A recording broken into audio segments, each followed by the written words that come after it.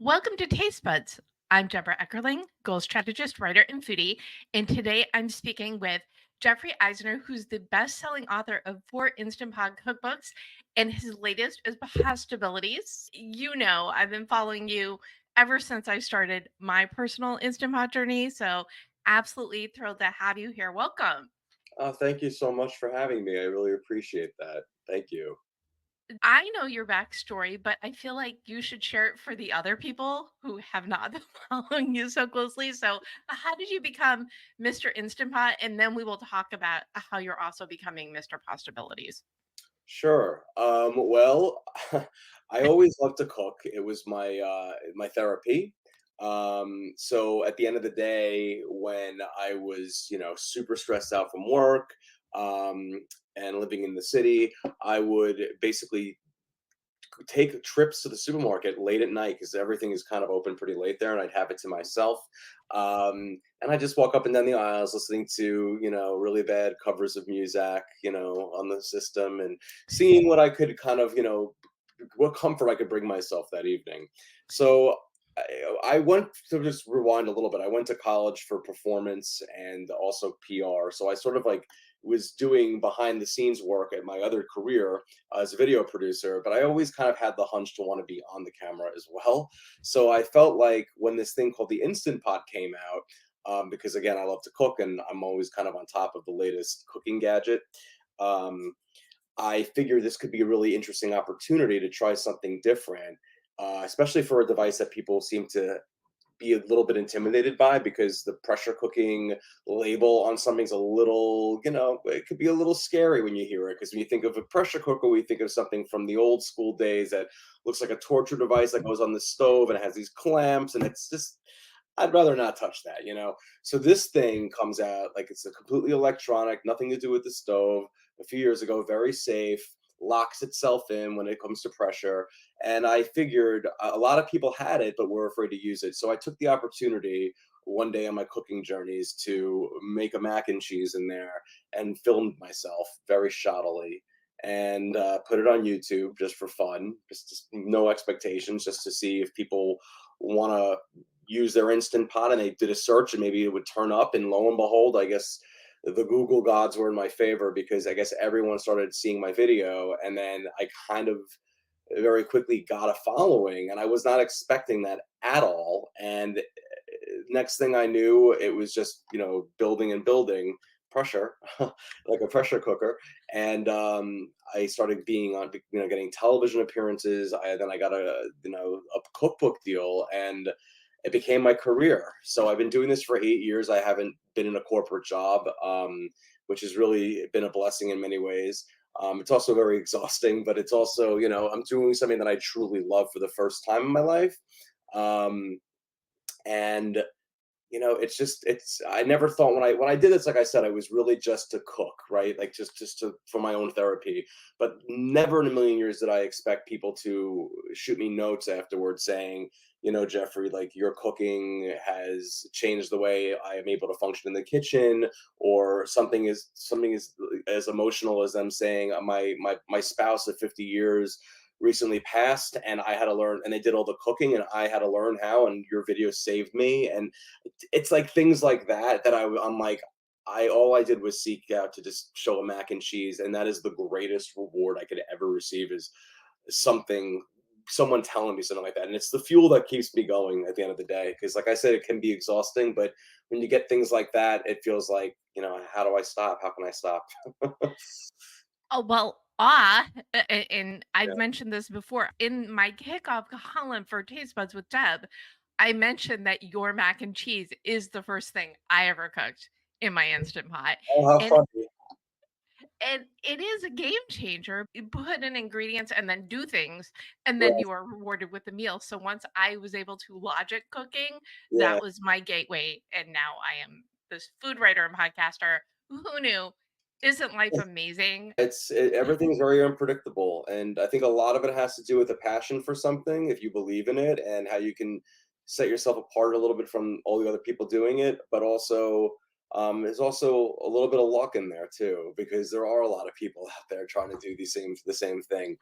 It's really just about holding on to a specific vision that you have and a way that you like to instruct, and hoping that it'll be enough. And I guess sometimes it just is. I mean, that doesn't mean the work is always there and the work is always challenging. The books came along. My first book came out in April of 2020, a month into the pandemic. Everybody was cooking in that time, and my book, when it came out, it did better than I think anyone could have ever expected it to. I think a lot of it had to do with the timing, and I also think a lot of it had to do with how simple the book is to follow, because it's loaded with visuals. Every single recipe, every step has a photo to accompany it, as well as a final shot of what every recipe looks like. I just felt like I wanted it to emanate how I instruct on a page. The whole um, Instant Pot trend, it was the perfect recipe, right? Easy plus pandemic Yes. equals. Yes, exactly. Well, also a lot of people have had it. Like a lot of people like bought an Instant Pot because a lot of our culture is FOMO, or fear of missing out. People want to kind of always have what everyone else does a lot of the time. And the prices were really great to buy this thing at the time, and it's still quite affordable. I'll do, but yeah, I think people realize when this all began, this whole thing with the pandemic, like, well, I have to cook now. I don't know how to cook, and there's no places I can even order food from at this point. So what am I going to do? Oh, there's this Instant Pot. Let me try it out, here's a cookbook that's being suggested to me, and I guess it might have been mine. Or if you went on one of these Facebook groups about Instant Pot cooking, my book just kept getting tossed around, which was a blessing. And I think it helped a lot of people and it conquered a lot of people's fears, because that's my mission with the pressure cooker. With Here's my first book. It's basically, in the introduction, I tell like you basically how to, like, there's all these FAQs that are just very basic and to the point, like how to use it. Like, no, don't worry, this is easy, and all you got to do is read these few pages, and I promise you got this. It's just to show you that cooking shouldn't be stressful. Cooking should be fun and make you feel accomplished at the end of the day, that you put something on the table. And if you've never done it before, and you've just tried it and just followed one of my recipes, and Mhm. all my recipes are really designed for the beginner cook, you can just feel like, wow, I cooked, I can do this. So Well, confidence is definitely an important thing to have in the kitchen. Where did your love of cooking come from? my grandma Lil, she definitely was my inspiration. She was known to make her stuffed cabbage during the Jewish holidays, and she would also make a Spanish omelet, which is kind of not like, a Jewish thing per se. But the stuffed cabbage, which is more of an Eastern European dish, was very much the hit of any gathering. And it was always fascinating to watch her cook. She was kind of my school in a way. Like, she never really taught me how to do it. I just would watch her, and she would just like take a little bit of this, a little bit of that. There was never a measurement, and it was just how she did it.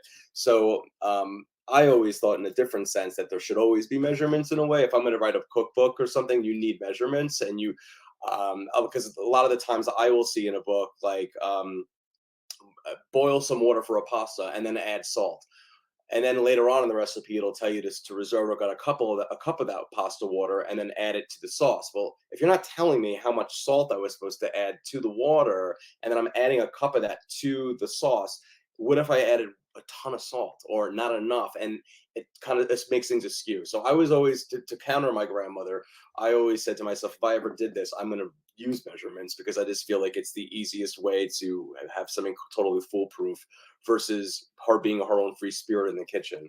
Maybe if she wrote cookbooks, she would have been more strict with measurements, but no, that wasn't her thing. And it was just fascinating to watch a grandma cook. I think, being a gay Jewish boy growing up and seeing your grandma cook, you're just like, oh boy, and it's an exciting event. So the Jewish is part of the whole love of food and cooking, right? Oh yeah, I mean, now I would consider myself a secular Jew. I have great pride in being Jewish, and I love Jewish food and traditions, and all the things that go along with that. To me, like, almost like my Judaism is like about the food, and the traditions. So, what is your earliest food memory, cooking or otherwise? Oh, I want to say it was when I was making like a mac and cheese, like from like the box, like when I was younger. like middle school or something. It was like the powdered kind, you know what I mean? And like you just mix it. And I was like, I'm not gonna follow the instructions really on the box. Like I'll do it, but I'm like, I want it to be really, really soupy and like delicious. And it was really good from a basic box. Going to my next book actually, which is it's pasta. I have a soup chapter because there's lots of soups that have pasta in it, right? And so take advantage. There's actually an homage to that, oh my, I should say, to that soupy mac and cheese because I have a basically a mac and cheese like beer cheese and shells soup, and it's really, really, very delicious. So Ooh, I can't wait to yeah, try that one. yeah, it's Uh, good. and I love it's almost like there was foreshadowing from the get-go that Mhm. this would be your life, but who knew, right? Yeah, I never. No one knows anything anymore. I mean, it's just you never know. Work hard, uh, believe in it, and see what happens. But don't necessarily have expectations. I know that sounds negative, but do it for you, and that's really what it's all about. And believe in it. Let's talk about Pastabilities. So, what is it like to write a non-instant pot cookbook, and why this cookbook? Yeah, well, after writing 4 of them in a row in 4 years, which is insane, 4 Instant Pot cookbooks, I'm very proud of all that, because I really do believe it is the easiest method of cooking. Um, but wanting to, sometimes after you do something for a while, it gets a little bit mundane. You want to keep yourself on your toes. You want to try something new, right? Because otherwise, you're just becoming very, you know what I mean? It's easy to just become complacent in something. So I really wanted to try something different this time, but I wanted it keeping in with my signature style of simplicity and accessibility and affordability with making a meal. I've moved shifting it to pasta. There's no making your pasta in this book. I wanted it to be you go to the market, you grab a box of pasta, you boil it in a pot. Then you start a sauce using easy ingredients, and it's going to taste gourmet. Then when the pasta's done, you'll just strain it. Sometimes you'll save the pasta water, sometimes you won't, and you'll marry it into the pot with the pan with the sauce, toss it together, and there's your dish. It's really very, very, very simple.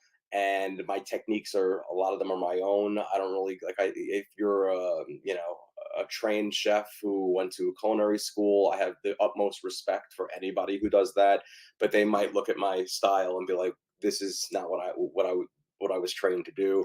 The way I look at it is if I created my own little technique to do something and it works, I roll with it that way. So I just want it to be simple. I want people to be intimidated. I want people to say I can make this dish and not be worried about it. You know what I mean? Yeah. Oh, absolutely. Absolutely. And I'm going to guess you're going to agree with this. Anything with pasta is the ultimate comfort food. Yes? Oh, couldn't agree more. I mean, a big bowl of pasta on the couch. You got to believe it's one of my favorite things. And the book spans a million different types of cuisine. Like we have the classics like a marinara, a pesto, an alfredo, alla vodka, a bolognese. We have all those in there, but we also have more unique dishes like a southern ravioli lasagna.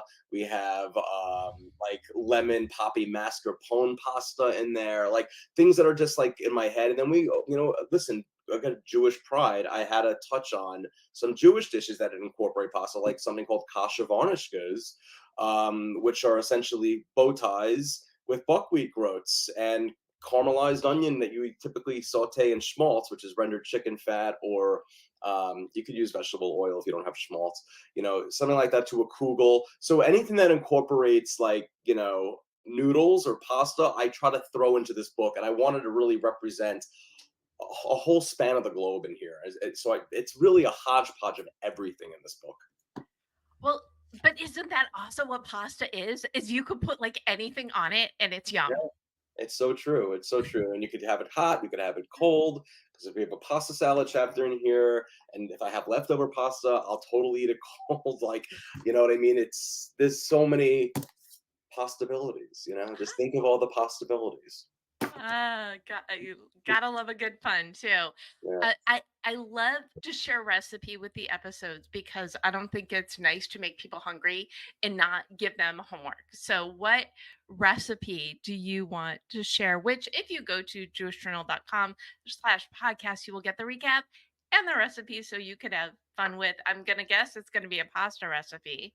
Why don't we focus on the kasha varnishkas, which I really take pride in this recipe. To me, it's like the ultimate Jewish pasta dish. It's the one taste of Kasha Varnishkes brings back like old school to me growing up, and I feel like a lot of other Jewish people can relate to that if they've had this dish before. I love that. And let's move from one carb to another because you're from New York, so I have to ask the bagel question. What is your go-to bagel, including what you put on it? My go-to bagels is sesame, although I can be just as happy with an everything. And it's from a place that I love in Astoria called Brooklyn Bagel and Coffee Company. And there's a few of them in Astoria, and there's a few in Manhattan now. Oddly, I don't believe there's any in Brooklyn, even though they're called that. And what am I putting on it? Well, typically, honestly, I'm not a cream cheese guy on my bagel. I know that sounds sacrilegious, but oftentimes when you go to a bagel place, they put like I feel like a pound of cream cheese on a bagel. But what I typically like is then don't toast it. Give me the bagel on its own. Just slice it in half for me. I will go home and I will butter it. And that to me is bagel nirvana. That's what gives me happiness. A warm, freshly made sesame with butter. And that is what I want. Oh, I feel like you're very on theme though, because it goes back to simplicity, right? That's right. You want to really taste that bagel. If you put all that cream cheese, all that like a mound on there, you're tasting the cream cheese more than the bagel. You know what? I want to give me that bagel. So I love Brooklyn Bagel and Coffee Company. Shout out to them. The sesame bagel, any bagel, is amazing, but sesame is my preference. Well, and I'm with you too. I know people like to toast bagels, but I'm with you. I think, especially if you get a good fresh hot bagel, I Yes. mean, is there really anything better? Well, maybe mac and cheese is better. What do you have any additional tips or food for thought on how people can embrace and enjoy the simplicity of cooking? Cooking should be fun. Cooking should be therapeutic. Cooking should make you feel accomplished. It should be something that you can all it takes is to follow a recipe and just prep your ingredients ahead of time so they're all ready to go. Start the recipe, read through it, start it. And if you read it properly and you do everything right there, you're going to have an unbelievable meal on your hands. Start with a recipe that's more novice. If you're a little bit intimidated in the kitchen, look for one through a book like my book that has maybe a few ingredients and then work your way up.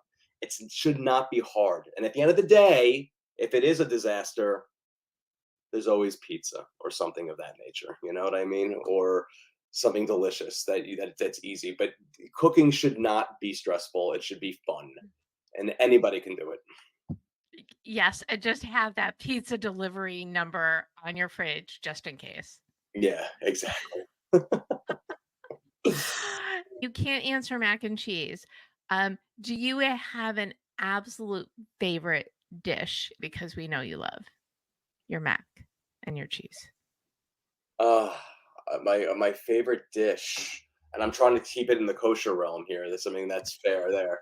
Um, Honestly, I feel like there's so many delicious things, but I feel like one of my favorite things is the Dan noodles, which because I don't know what it is, but it's growing up on Long Island. Like I feel like a lot of Jewish people love Chinese food. I love Chinese food, so drawing on Asian cuisine, I made Dan noodles in here, and they are so good and comforting. They're spicy, and they're just delicious. So it gives me like that. And I use a nice fat udon noodle for it, so it's really a nice, delicious touch.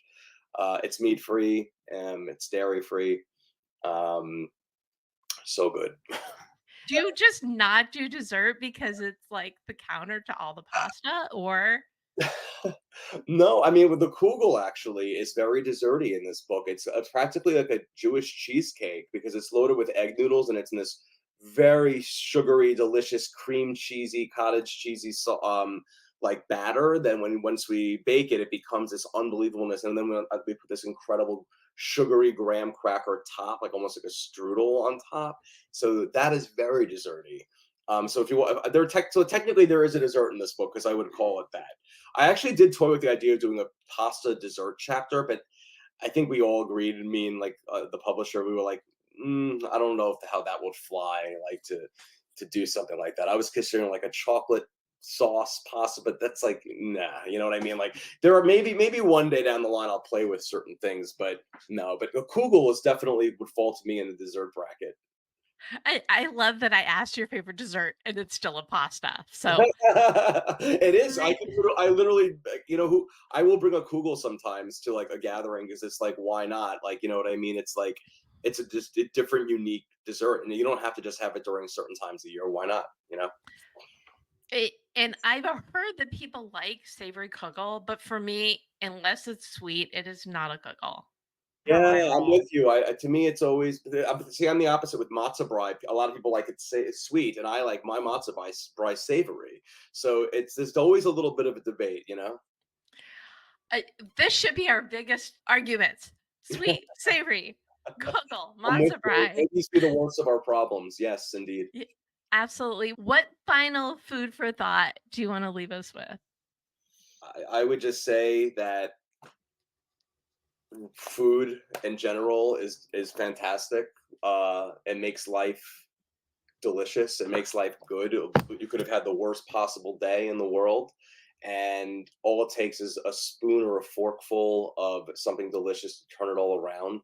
And I can assure you that a big bowl of or a small bowl of any pasta coming out in Possibilities will do that for you. It really is a warm hug with every single recipe.